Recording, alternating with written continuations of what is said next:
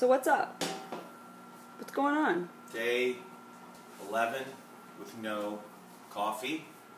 So I wanted to talk about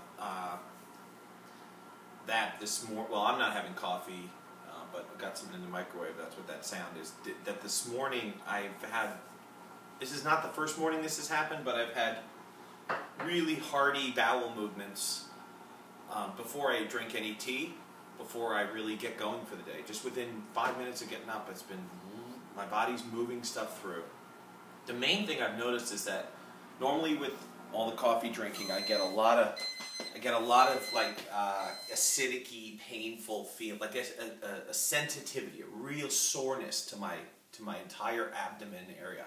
No soreness, it's all gone now. And I don't have that kind of sort of also crampy, achy bowel movements in the morning, which I usually associate with drinking my coffee and then running to the bathroom 3 times in the first half hour of the morning before I go off for my day.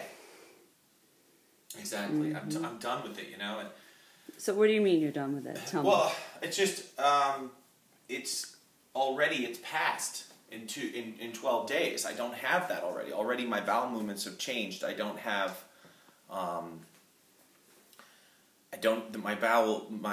my stool is not dark and black and sort of oily, like you would expect something with it if you poured 2 pots of coffee into it every day, which is what my stools were. They had 2 pots of coffee per day added to them that are now not there. So my stools are coming more sort of tan colored. Mm-hmm. And from my fasting in the past, I learned that what we associate as a good movement, which is a big, heavy log, is not an indicator of good health internally. What should it look like? A light, the way it looks on my 2-year-old, which is that he goes and he sits at the toilet and you take away. It's this very light brown, light tan colored, fluffy looking, and it kind of breaks apart when it hits the water. So you're saying that's normal? That's what mine will look like when I get to the point where I'm evolving in this journey and I'm just, say, eating vegetables and grains and no other junk. It's amazing how quick it happens within a period of weeks. Wow. Right now, the point is that after about 2 weeks, not quite at 2 weeks, but about 12 days in, I no longer have pain associated in this entire area of my body, the swill feeling. Wow. I also just had, for Mother's Day, we had a big event and also went out to another event. So 2 or 3 events in a row. 3 big sit-down meals in a row in 3 days. Wow. Totally outside the ordinary.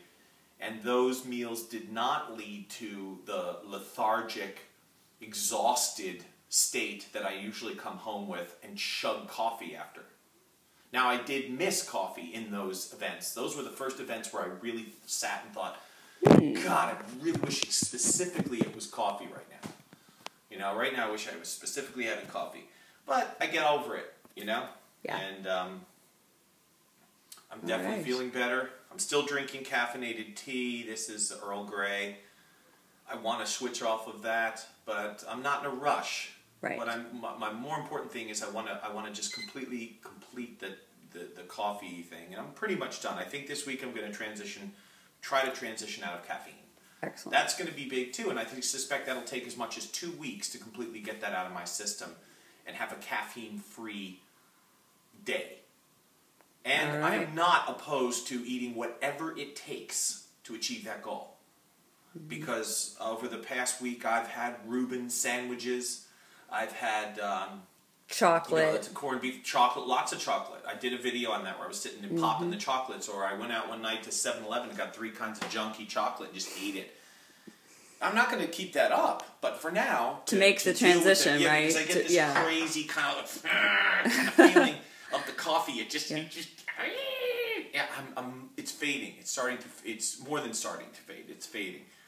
I want to get that off my back first, because to me that's a very distracting energy, and that alone is enough to get me to snap right back into bad habit, like say drinking coffee. So I want to at least get that off my back before I can really start to concentrate on the food. And the one other point is that I've been pounding vegetables still. Made a couple of more dishes, that not everything, but a couple more dishes where in the course of the week where it was just pure vegetable, not a thing in it. Vegetable soup.